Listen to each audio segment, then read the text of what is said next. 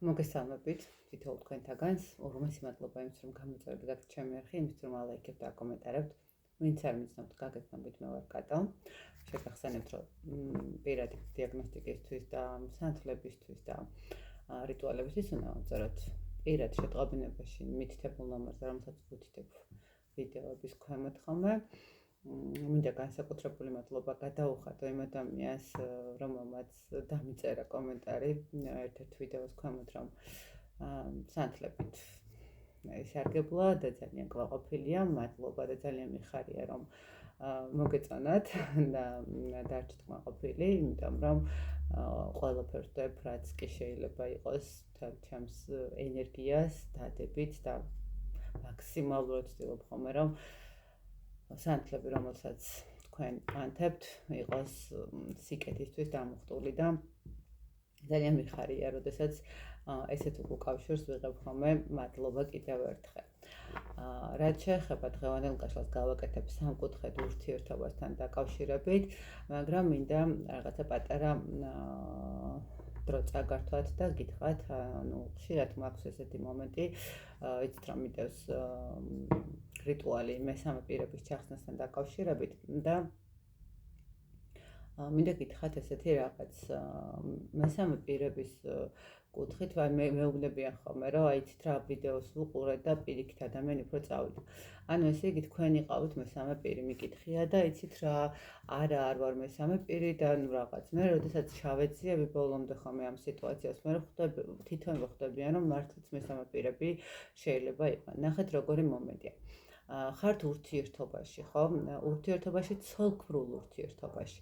ცოლქმრულ ურთიერთობაში მესამე პირად ითვლება ნებისმიერი სხვა ადამიანი. ნახეთ, ორი ადამიანი, როდესაც არის ხელმოწერილი, ჯვარდაწერილი, საერთო შვილები ყავდათ, ცოლქმარი, ანუ მეუღლეები ქვიათ, ნებისმიერი სხვა ადამიანი. არ აქვს მნიშვნელობა ქალი, კაცი, დედა, მამა, ბიძაშვილი, მამიდაშვილი, მეგობარი თუ არა, მეზობელი, ყველანი არიან მესამე პირები.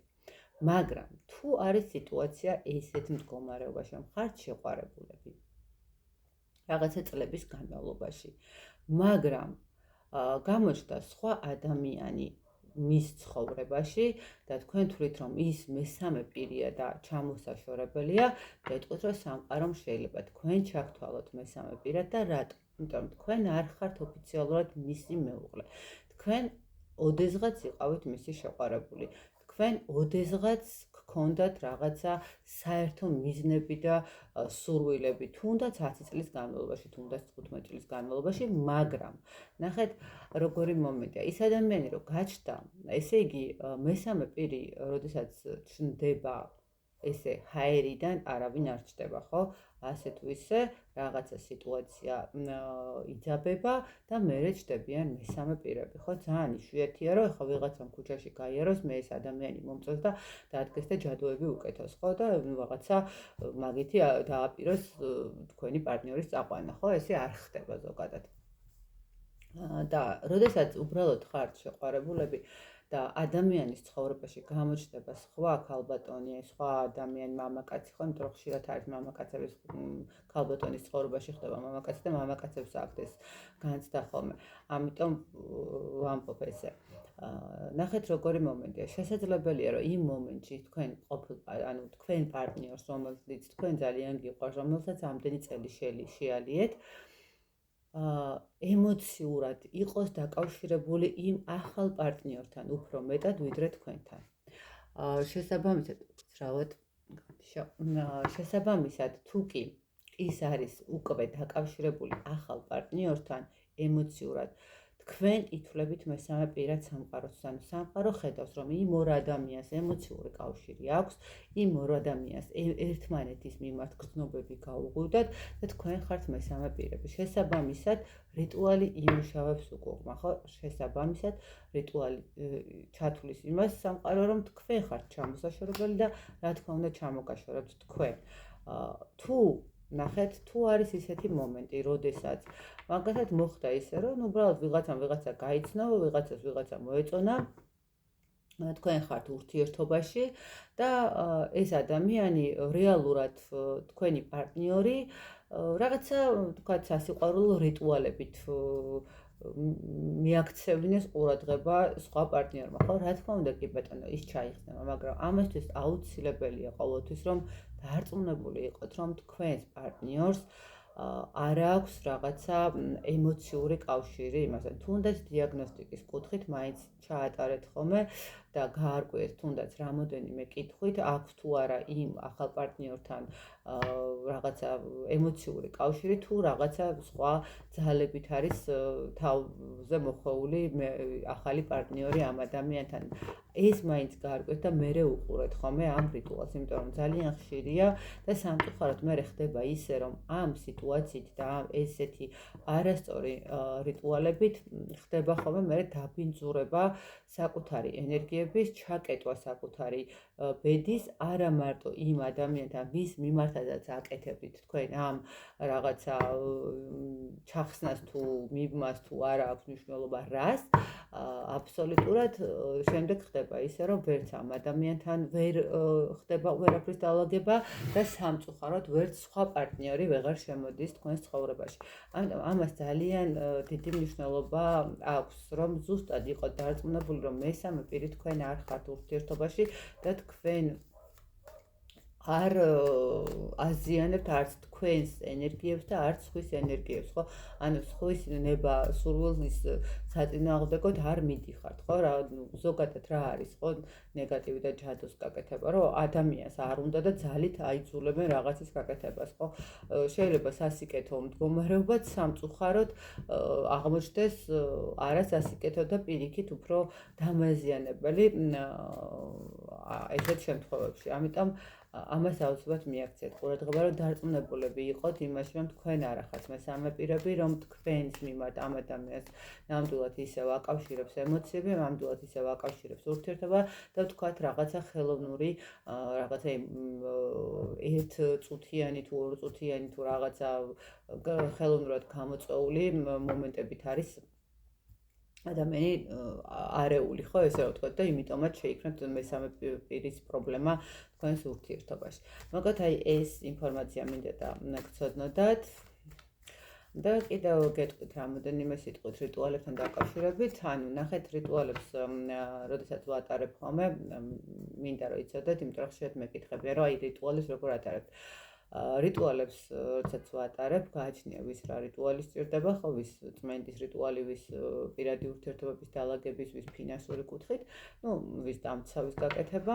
ყოველ შემთხვევაში წმენდის რიტუალი, როცა ტარდება, აუცილებლად დამცავის რიტუალიც ტარდება ავტომატურად და პარალელურად, იმიტომ რომ თუ წმენდა ჩაიტარეთ, თუ იგივე დაბინძურება გაკეთდა, რა აზრი აქვს მე ამ ყველაფერს, ხო, რისთვის ჩაიტარეთ და ამიტომ აუცილებლად დაცვის რიტუალიც კეთდება და რიტუალებს რა თქმა უნდა რაღაცა პერიოდი ვატარებ მე, იმიტომ რომ შეიძლება ეს არ ვიცი ხა ვის რა მოითხოვს სიმართლე გითხრათ წინასწარ არასოდეს არ მაქვს განსაზღვრული ვის რა როგორ ჩაუტარებ რიტუალს, იმიტომ რომ აქ უკვე ერთვება ჩემი არ ვიცი დამხმარე ძალა სიზმრის სახით თუ ხელვის სახით და ყველა ადამიანს ინდივიდუალურად უტარდება, რაოდენობაც ინდივიდუალურია, ზოგს 10 სჭირდება, ზოგს 5, ზოგს 1 და ზოგს 30, ну, ვის როგორ და რანაირად, მაგრამ რა რაოდენობაც არ უნდა სჭირდებოდეს, შედის ერთის ღირებულებაში, ანუ ნახეთ, როდესაც ადამიანი იხდის რაღაც კონკრეტულ თანხას, იმ თანხაში შედის იმას 10 დასჭირდება თუ 30 დასჭირდება, ის იქ შედის აბსოლუტურად, შეიძლება ერთი დასჭირდეს, მაგრამ ნუ ეს ერთი ესე ვთქვათ მოჭრილი თანხა, სადაც არ აქვს მნიშვნელობა რაოდენობას. და პლუს მაგას ბოლო რიტუალზე, რომელსაც დახურვის რიტუალს ვეძახი, იმ რიტუალზე აუცილებლად ვასწრებ თითოეულ დამკვეთს, იმიტომ რომ მე ვთვლი, რომ ადამიანი, რომელიც მათ დაგიკვეთა რიტუალი, რომელსაც უნდა რომ გასუფთავდეს თუ რაღაც მოიზიდოს, ძალიან კარგია, როდესაც უყურებს კონკრეტულად ამ რიტუალს და როდესაც რაღაცა ჩართული არის თუნდაც ბოლო რიტუალში, ანუ ბოლო დახურვის რიტუალში და რა თქმა უნდა ეს ხდება ვიდეო ქოლით, მე იმიტომ რომ პირადად ამ ეტაპზე სახლში არავის არ ვიღებ, ალბათ მაგის დროც მოვა რომ მივიღებ, მაგრამ ამ ეტაპზე არ არის ესე და უბრალოდ ვიდეო კოლით როგორც ხდება ხოლმე დიაგნოსტიკა ხავისაც გაკეთებიათ კი იცით რომ ვიდეო კოლით ვატარებ ძირითადად დიაგნოსტიკას მხოლოდ და მხოლოდ კითხვების მდგომარეობაა ხოლმე ვოისებით აი რამ 2-3 კითხვა რო სჭირდებათ ან 5 კითხვა დანარჩენ შემთხვევაში სრულ დიაგნოსტიკებს და კონკრეტულად თუნდაც ერთ საკითხზე დიაგნოსტიკას ვატარებ ვიდეო კოლით და ხანგრძლივობა არის ხოლმე 1 საათიდან 2 საათამდე გააჩნია ვის რა სჭირდება და ვის როგორი ინფორმაცია მოსდის ესე გათვლილი დრო არასოდეს არ მაქვს და ვერასოდეს ვერ მექნება რომ აი 1 საათი ამოიწურა და კარგად ვანდებოდეთ მიუხედავად ისე რომ დარჩა კითხვები პასუხგაუცემელი ნუ თქვენი დრო გავიდა ესე არ ხდება ჩემთან ისე რომ ეს რაღაცა ინფორმაციებიც მინდა და ესე მომეწოდებინა შეიძლება ბევრმა ვერც ნახოს ეს ვიდეო და ნუ ისევ გაგრძელდება რა თქმა უნდა ჩემთან მოწერა რა როგორ კეთდება და რა თქმა უნდა ყველას ვუპასუხებ მაგრამ მაინც კიდევ უფრო მეტი ადამიანისთვის ხელმისაწვდომი ყოფილიყო იმიტომ რომ ზოგს ხანდახან რაღაცა ერიდება რომ დრო არ წაიხოს და არ წამართოს და ასე შემდეგ რომ არის ხოლმე ესეთი შემთხვევებიც მოკლედ ძალიან გამიგრძელდა მთელი 11 წუთი წაგართვით ბოდის კეთით მაგრამ იმედია რაღაცა ინფორმაციები ხანდახან საჭიროა და ნახოთ ახლა სამკუთხედი ურთიერთობა რახან მესამე პირებზე ვისაუბრე პარტნიორთან ურთიერთობა სამკუთხედი ურთიერთობები ნახოთ რა ხდება მოდით დავიწყოთ ანუ თქვენი ენერგიები თქვენ ხართ რაღაცა მოლოდინის რეჟიმში გადაწყვეტილების რეჟიმში ანუ რა გადაწყვეტილებას მიიღებ შეიძლება ითქვას პარტნიორი თქვენთან მიმართებაში და ხართ რაღაცა ცოტა იმედგაცრუებული შეიძლება ითქვას იმიტომ რომ უკვე რაღაც გაიწელა ხო შეიძლება ეს დრო არ დაადგა საშველი არ ხდება აქ შეიძლება ვიღაცისთვის უკვე რაღაცა წლებსაც მოიცავს ხო ვიღაცებისთვის ყოველ შემთხვევაში აქ როგორი მომენტით აი თითქოს ადამიანი მე ესე ვიტყოდი სადღაც შეიძლება 1-4 თვე არის უკვე რაღაცნაირად ელოდებით საით წავა თქვენი ურთიერთობა და მდგომარეობისკენ გადავა ხო აი პირდაპირ მოლოდინის მდგომარეობა გაქვთ აქაც ესე ვთქვათ შეიძლება აქ ვიღაცებმა რაღაც ისეთი ინფორმაციებიც მიიღეთ რომელიც არც ისეთი სასიამოვნოა მაგრამ მაინც იმედს არ კარგავთ ხო რომ რაღაცა ესე რომ ვთქვათ ამ ადამიანის სწორ გადაწყვეტილებასთან მიმართებაში. აქ ურთიერთობა აშკარად ცოტა ისეთი როგორ არის იცით არ თლად ბოლომდე პაუზაზე შეიძლება არ იყოს, მაგრამ არც თლად ურთიერთობა დალაგებული არ არის, ხო? აი რაღაცა შეიძლება შიგადაშიგ გქონდეს გამონათებები, ну просто დასრულებული არის, უფრო პაუზისკენ არის, ხო, რაღაცა ურთიერთობები ბოლომდე დასრულებული არ არის, არც წასულია და არც თქვათ თქვენთან არ არის, რაღაცა მოლოდინის რეჟიმის მდგომარეობაში იმყოფებით. კარგით, მოდით ვნახოთ პარტნიორი ვინ არის, ხო? ვინ არის? ну პირდაპირ ესე იგი სამყარომ გითხრა რომ პირდაპირ სამკუთხედის ურთიერთობაში ვართო. აქ ანუ ამ პარტნიორს ყავს აქვს ურთიერთობა, ამ პარტნიორს აქვს თავისი ცხოვრება, თავისი ოჯახი. ну როგორც ჩანს დაოჯახებულ ადამიანზე აქ უბრალოდ პატარა რაღაც ესეთ ურთიერთობაზე არის, მაგრამ ადამიანი არის როგორც იცით ერთ მხრივ თავისი ოჯახი, მეორე მხრივ ცოტა ემოციური მდგომარეობა, ხო?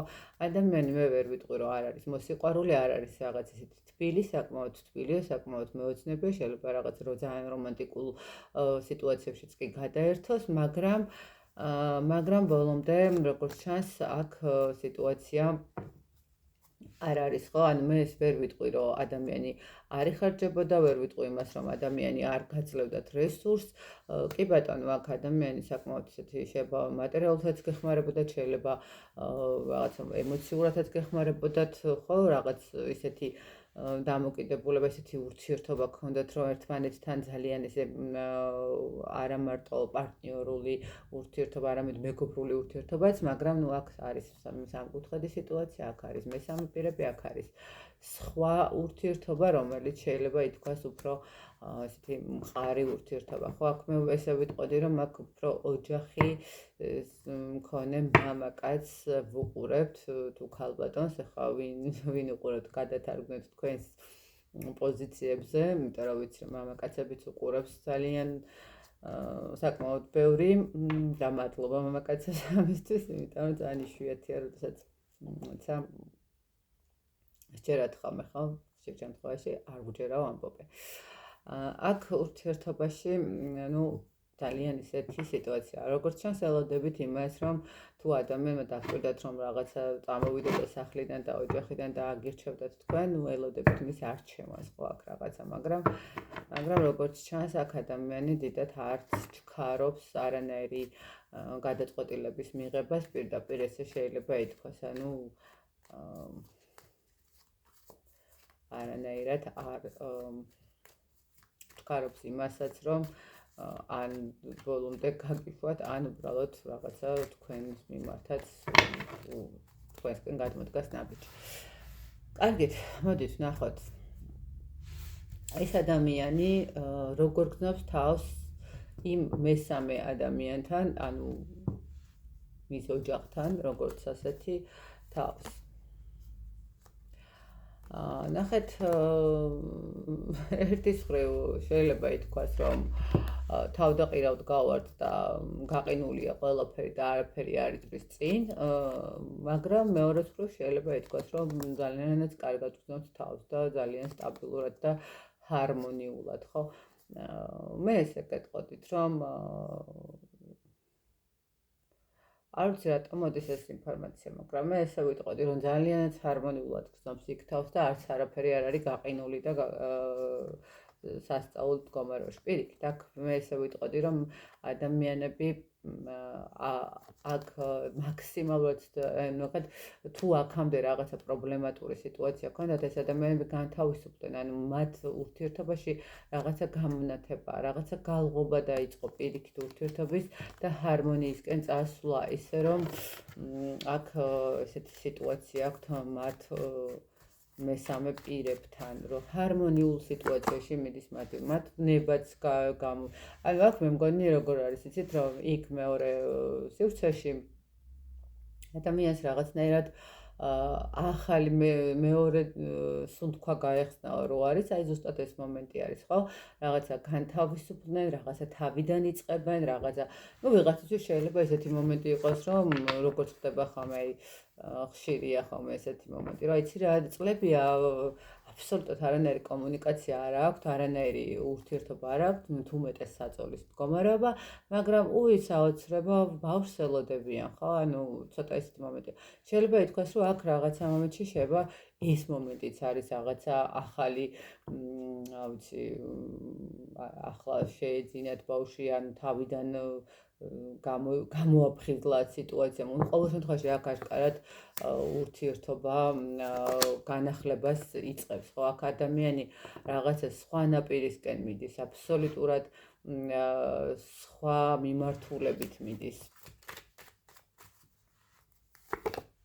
ხო, არა, მე ვიტყვი, რომ აქ ურთიერთობას აშკარად ადამიანი ალაგებს. თუ აქამდე რაღაცა მათ ურთიერთობაში ძალიან სერიოზული პრობლემები იყო და რაღაცა გადაუწყვეტელი საკითხები იყო, თუ ერთმანეთის დახოცვა პირდაპირ მნიშვნელობითაც შეიძლება ითქვას, ხო, ხელჩართული ომი, ამ ეტაპზე ადამიანი იქ პირიქით რაღაცნაირად ამ სიტუაციას ამშვიდებს, რაღაცა ახალი ნება, ახალი ემოციებია, განახლება არის, რაღაც ჰარმონიაში გადადიან, ხო, თითქოს რაღაცა ციკლურად დამთავრდა მათი პრობლემების მდგომარეობა და იწყება ახალი ეპოქა ურთიერთობის. კარგით. მოდით, ეს ადამიანი რას ფიქრობს თქვენთან მიმართებაში? ანუ რას ფიქრობს თქვენთან მიმართებაში? თქვენ ურთიერთობას როგორ ხედავს ეს ადამიანი?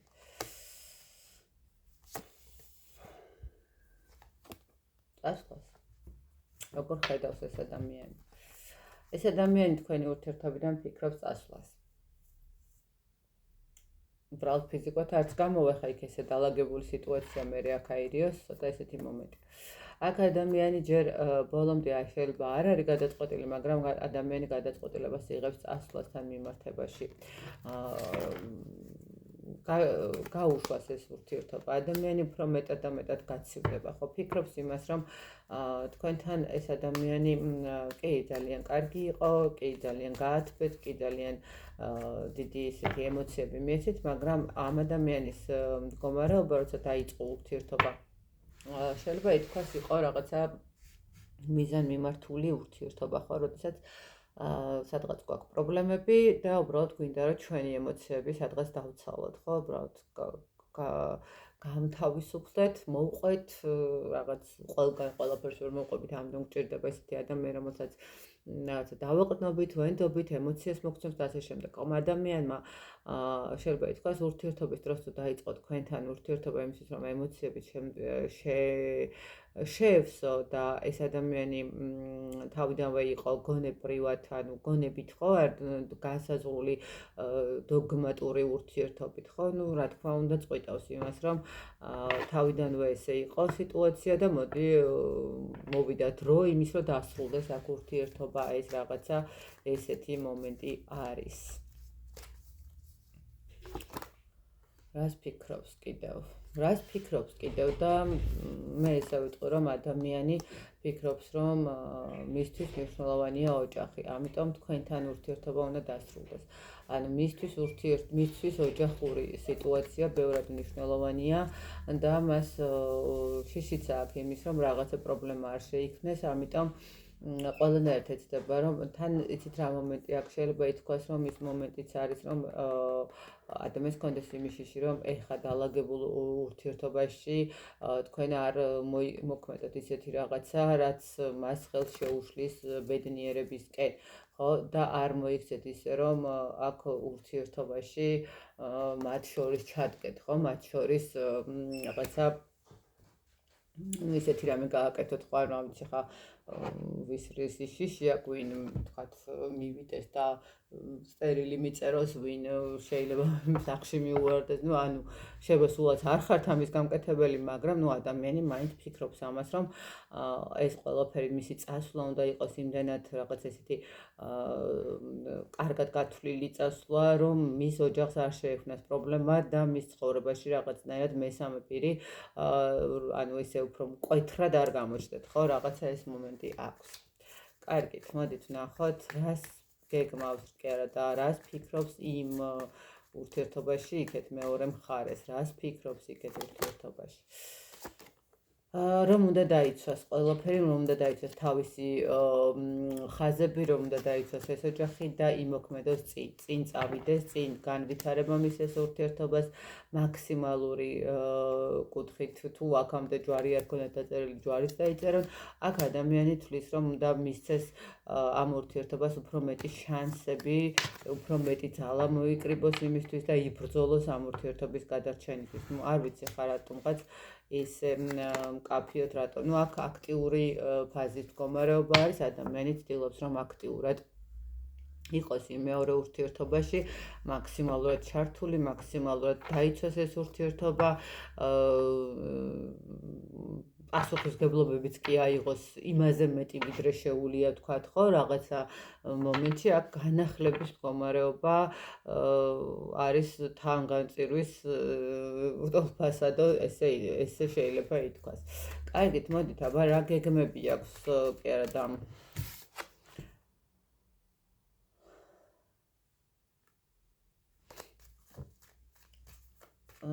და ნახოთ, აბა რა მოლოდინი აქვს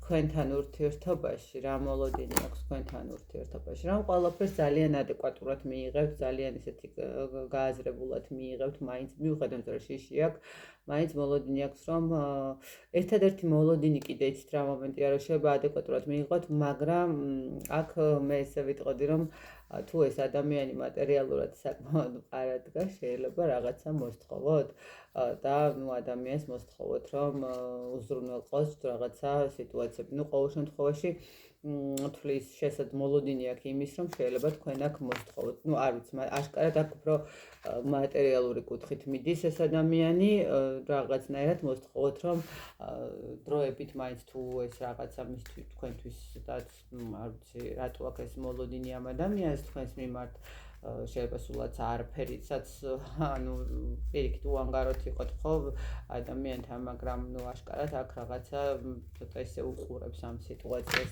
და მოლოდინი აქვს, რომ ცოტა რაღაცა ანგარების კუთხით შეიძლება შეხედოთ ამ ურთიერთობის დასასრულის პერსპექტივას. კარგით, რა მოლოდინი აქვს იმ ურთიერთობაში? იმ ურთიერთობაში მოლოდინი აქვს იმის, რომ დამთავრდება ის გაურკვევლობები, ის ემოციების გულისკენები, რაც სამკუთხედ სიტუაციას შეეხება, რომ შემოვა სიხარული, ბედნიერება, წარმატება, არ ვიცი, ვიღაცის აქ ბავშვის დაბადებაც არის აშკარად და ერთად შეძლებენ გადალახონ ყველაფერი, ყველა ის სირთულე, რომელიც მათ გზაზე შემოხდება, ხო, ანუ ისინი ერთად შეძლებენ აიღონ ტვირთი და წინ წავიდნენ, ხო, რაღაცა ერთობლივი ძალისხმევით. კარგით. საბოლოოდ, რა იქნება თქვენთან ურთიერთობაში, რა იქნება თქვენთან ურთიერთობაში საბოლოოდ?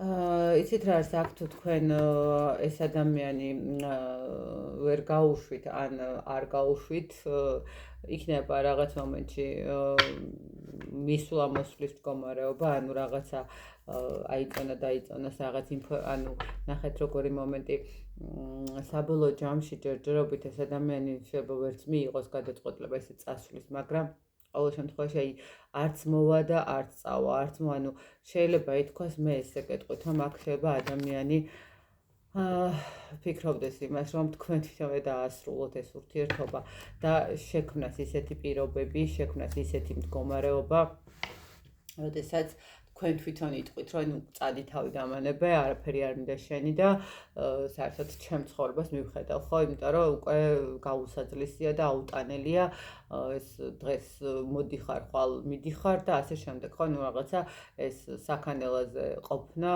მუდმივი საქანელა ძალიან რთულია. აქ ადამიანი საბოლოო ჯამში თვითონ შეიძლება ვერ გადადგას ნაბიჯი, მაგრამ საბოლოო ჯამში მიგიყვანთ იქამდე, რომ თქვენ წახვიდეთ მისი ცხოვრებიდან და თქვენ გადადგათ ეს ნაბიჯი მის ცხოვრებაში, ამ ურთიერთობაში. კარგით, ეს ადამიანი მეორე მხარეს რა იქნება საბოლოო ჯამში მეორე მხარეს? ესე იგი, აქ სულ მაღალი არკანები რო რა იქნება საბოლოო ჯამში. მე ესე ვიტყოდი, რომ აქ საბოლოო ჯამში ეს ადამიანი აიღებს ყველა რესურსს იმ ურთიერთობაში, ну, რაღაცა ალბათ გამოცდილების სახითაც მიიღო რაღაცები, თუ რა არ უნდა გააკეთოს და როგორ არ უნდა მოიქცეს და მე ესე ვიტყვი, რომ აქ ადამიანი მაქსიმალურად ჩადებს ყველაფერს იმისთვის, რომ ბედნიერი იყოს. აქ ადამიანი არ ვიცი ხარ, თუ ის მომენტია, რომ უბრუნდება ყოფილ ცოლს, თუ რაღაცა ესეთი მსგავსი, თუ ცოლთან მიმართებაში არის და ოჯახთან მიმართებაში და თუ არა და უფრო ეს მომენტია ისახება აქ, მე ესე ვიტყვი, რომ ბოლო მიხვდება თავის დანაშაულს ურთიერთობაში, თავისი ოჯახის ურთიერთობაში და ადამიანი მაქსიმალურ პასუხისმგებლობას აიღებს, გამოცდილებებს გამოიყენებს და ნუ ცოტა манипуляტორული მომენტები ექნება, მაგრამ მაინც ბოლომდე გაიტანს ყველაფერს, ხო, ბოლომდე დაიბრუნებს იმ ავტორიტეტს თუ იმ სახელს თუ იმ ნდობას, რომელიც შეიძლება დღესდღეობით ცოტა რთულად იყოს, ხო, და რაღაცა ეხა იწყებოდეს თავიდან, ხო, ამ ადამიანის ნდობის ფაქტორი. ისე რომ, ну, აქ ეს მომენტი არის სამწუხაროდ, ვისთვის როგორ არის სიტუაცია იმის მიხედვით, ხო, ანუ რაღაცა მე ხარ როდესაც ჩადო ამდენი ხანი ურთიერთობაში და რაღაცა ტყუილებით ყვებავდნენ, ძალიან ძნელია და ძალიან ცუდია და არასწორია, ხო. აი ესეთი გამოვიდა დღევანდელი გაშლა, სამკუთხედი ურთიერთობა. მე ბედნიერებას გისურვებ თითოეულ თქვენთაგანს, გისურვებ რომ წარმატებულები იყოთ, ყავდეთ ის ადამიანები თქვენს გვერდით, ვინც ნამდვილად იმსახურებს თქვენს ყურადღებას, თქვენს ენერგიას, თქვენს ემოციას და ბედნიერად. ბრალობით დაგემშვიდობებით.